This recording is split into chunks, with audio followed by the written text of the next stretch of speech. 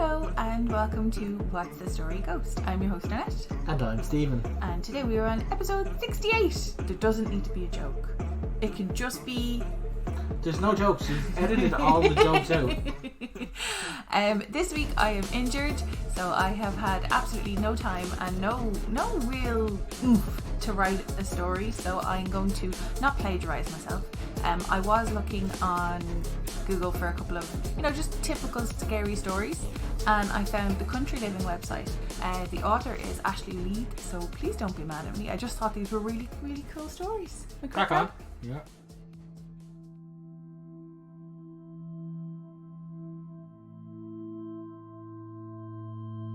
Sloss Furnaces, Birmingham, Alabama. 5 years after the Civil War, Birmingham, Alabama was founded. With its birth in 1871 came the need for tons of pig iron to fix the US's crumbling infrastructure. So Colonel James Withers Sloss began to build Sloss Furnaces. A year later, the company opened its doors to hundreds of employees, according to its official website. Jobs on blast furnaces were advanced, but also dangerous, and many workers started falling to their deaths in the furnaces. By the early 1900s, conditions had worsened with a cruel foreman, James Slag Wormwood, who took dangerous risks to increase production, according to Reader's Digest. During his tenure at Sloss, nearly 50 employees died on site, and many others were involved in terrible accidents. Allegedly, his workers threw him into a furnace in retaliation in 1906. Today, you can still walk the grounds of Sloss Furnaces, if you dare. You may even hear Slag's voice yelling, "Get back to work!" and witness other paranormal experiences. The Crying Lady in the Dakota, New York. Since its opening in 1884, the Dakota apartment building has been home to many rich and famous residents of New York City. Among them were John Lennon and Yoko Ono, who moved in 1973. John was also assassinated outside the building in 1980. Before that fateful day on December 8th, though, John said he saw a crying lady ghost walking the halls, and afterward, Yoko, who still resides there, claims she saw John's ghost sitting at his piano, and that he said to her, "Don't be afraid, I'm still with you." The Ghost of the Crescent Hotel, Eureka Springs, Arkansas. Spend the night in the haunted Crescent Hotel in Eureka Springs, Arkansas, which opened in 1886. During construction, a worker named Michael was killed, and his ghost reportedly still haunts room 218. The hotel came under the new ownership of known medical fraud Norman Baker in 1937, who fancied himself a doctor. He turned the hotel into the Barker Cancer Hospital, claiming to have the cure for the disease. He did not, obviously. Patients who died under his care were buried right in the hotel's basement, which served as a makeshift morgue. He was arrested in 1940, but his patient spirits are said to still remain. Because the hotel is still open, guests often say they see apparitions and hear voices during their stays. Hug and Molly, Abbeville, Alabama. It's best to stay home when the sun sets in Abbeville, Alabama, if you want to avoid Hug and Molly's chilly embrace. As the legend goes, beginning in the early 1900s, an oversized figure, clad in all black, began roaming the streets at night, looking for unsuspecting victims. Once she fixates on someone, she hugs the person and screams loudly into their ears. Many people have recounted stories of being chased by what they believed was Hug and Molly. Local parents have even taken advantage of the story to keep their children in line. The town embraces its nighttime warden, proudly calling itself the home of Hug and Molly. The Serency House Ghost, Serency, Georgia.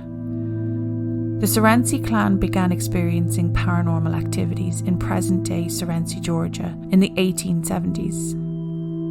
Family members reported witnessing objects soaring across rooms, hearing laughter and crying, and seeing red eyes staring into the house. Food was thrown from their plates and utensils twisted into unusable shapes. The townspeople speculated that these occurrences were cries for help from spirits who thought the family would be able to save them. On the day the family decided to finally leave the house, a fire iron allegedly floated up and started hitting one of the sons on the head. No one was ever brave enough to live in the house again, and the building went up in flames in 1925. The ghost of Bellamy Bridge, Marianna, Florida. For a taste of true haunting love, travel over the spooky bridge in Marianna, Florida, which has several ghost legends surrounding the structure. In the 1830s, Elizabeth Jane Croom Bellamy married local politician Dr. Samuel C. Bellamy. On their wedding night, her dress accidentally caught on fire, which covered the young bride in horrible burns. She initially survived, but eventually passed away. Elizabeth was buried along the banks of the Chippewa River, and it was said that her love for her husband was so strong she couldn't rest. The deceased newlywed, dressed in white, can allegedly be seen wandering the banks from the vantage point of the bridge, which was built after she died. It's said that she appears on fire, either walking through the swamp or diving straight into the river as if to douse the flames, or somberly walking along the side of the river. The ghost of Deer Island, Biloxi, Mississippi. Does that sound right? Biloxi? Back on May 20th, 1922, Anthony Ruggison, aka Mr. Tony, relayed this tale in a column in the Sun Herald. He writes that in the early 1800s, two fishermen spent the night on Deer Island off Biloxi's coast. They heard noises that they ignored until it became impossible to do so. When they went to see what was causing the ruckus, they claimed they found a headless skeleton that ran after the pair. They immediately made a beeline for their boat and got off the island immediately. It's said that the bony frame belongs to a pirate who had his head chopped off by his captain, and his body was left behind as a ghastly guard to watch over buried treasure. Zombie Road, Wildwood, Missouri. Outside of St. Louis lies Zombie Road, a hotbed of ghostly activities. There are many scary stories stemming from Lawler Ford Road, its actual name, from sightings of indigenous spirits wandering the stretch, to victims of train accidents. There used to be an active track there, like Della Hamilton McCulloch, who was struck by a passing train. In the 1950s, it became a popular late-night teen hangout spot, with various murders happening in the area too. It's also been rumoured to be the home base of a murderer named Zombie, who escaped a mental asylum. These days, the stretch has been rechristened as a nature trail, but it's closed once night falls, with hefty fines for those who dare to trespass. Dead Woman's Crossing, Weatherford, Oklahoma. This one's a regular murder mystery turned ghost story according to Atlas Obscura. In the early 1900s in Weatherford, Oklahoma, Katie DeWitt James left her home with her baby after she filed for divorce from her husband. She planned to move in with her cousin, but her family never heard from her. After an investigation, it turned out that she moved in with a local prostitute, Franny Norton. She was last seen leaving the house with Franny and her child in a carriage. Franny returned with the child, who was covered in blood but without Katie. Her body was found later, along a nearby creek with her head cut off. It was rumoured that her ex-husband had her killed with Franny's help. Franny claimed she wasn't involved in Katie's death, but on the day she was supposed to be questioned by the police, she poisoned herself. Katie's still around though. She allegedly appears as a blue light floating around town, and people have reported hearing a woman looking for her baby and the rolling sounds of wheels. What do you think of those stories? That was really good. Some really cool stories. Really good. Kudos to the writer. Yeah. Well, I was obviously I went Googling looking for some ghost stories, and I didn't realise it was Rynham Hall. That episode that we covered was Rynham Hall, and I think it was. I could be wrong. Tell me if I'm wrong. It was the Country Living magazine way back when that went and did the piece on. I think they were actually just doing a piece on the building itself, like Country Living. It wasn't anything paranormal. It was just that they managed to catch the picture. They stumbled upon a great story. Yeah, exactly. Some of the stories in there there were 11 altogether. I'll put the link in the description. But there was two that we'd already covered before, the Bell Witch and Myrtle Plantation. Myrtle's Plantation was actually a recommendation from one of our listeners, and Bell Witch, I think, actually that was a recommendation as well. So the two that we did cover, I love when I'm looking through something and I'm like scariest blah or haunted places in Europe, and then I pass by loads of places that we've already covered the episodes for, so I was like, okay, at least I know we're covering places that are good.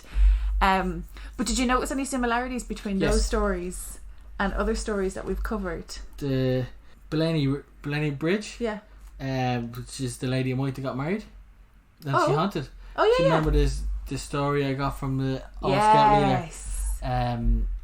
It was the White Lady. Yes. From Larchill. Yes. And I think basically the rule is if you die while you're getting married or in your wedding dress. Yeah, could be morning of or in the vicinity time wise, you're going to haunt people. Yeah. Usually the story is if it's a white lady or a lady in white, it's usually assumed that they were post-wedding or pre-wedding or somewhere along that. So but then again, honeymoons back in the day used to last for like weeks. I've noticed, I actually spoken to a friend of mine who lives in Florida, and she said that where she lives, there's a lot of, Florida's very haunted. Now, I'm not picking on Florida, but Florida for some weird reason is very haunted. And she was telling, we were having a chat about La Llorona. And one of those stories that I read there reminded me a little bit of that, because you know, parents telling their kids about, you know, the boogeyman or whatever version in their town to try and make sure that they're not out past, you know. Although when we were growing up, it was like, get in when the lights come on. And well, I don't know what happened if you didn't come in when the lights came on, because we never tempted that fate. There was a bunch of stories in there, so I don't know if you picked up on any characters or any particular stories that you liked. The only other comment I have is Alabama, Hug and Molly, Kathy Bates. Oh yes, Kathy Bates for the win. Yes, most definitely. If Kathy Bates was to portray that character chasing me in a big old style dress, hugging me and screaming at me, I'd probably die. Yeah, I see. From excitement. Yeah, that's what I was going to say. I'd be kind of like, oh my god, come here, and she'd be all like, no, you're supposed to pretend like you're afraid of me, and you'd be like, oh no, don't eat me. Kathy had to be like, did you even read the script, Mr. Steven? I didn't fall down a rabbit hole. I had a very awkward Tuesday. I went out for a walk and sprained my ankle because I tried to turn a corner like a 25 and not a 35-year-old. And it was so bad, Stephen had to come and get me and the boys. And then when we got home, we realised we had a puncture in the buggy. So it's been a week of silly life things. So I am sorry I cheated this week, and I didn't come up with anything authentic. But definitely really appreciate being able to have, what did we read out there? 8 or 9 stories? 9 stories, 2 minus 11 is 9. Yeah, so if anyone hears any of those stories and maybe wants me to cover them more in depth, because they were quite short. I mean, I read the Bell Witch synopsis. Pick your favourite story and tell us what it is. But I read the Bell Witch synopsis and I was like, oh my god, I covered that, and it took like 25 minutes to read it. So I'm sure there's probably something that I can expand on. But that's it. Have you any other questions for me? No, that's me. We finished up there, so say your words. Okay.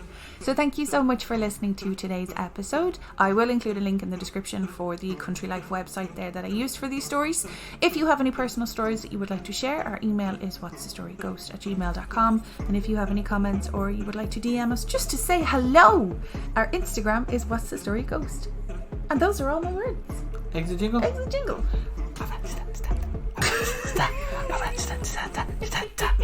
Bye. I was stalling before you were, and I was like, Do you panic when I say it? Yeah. Okay.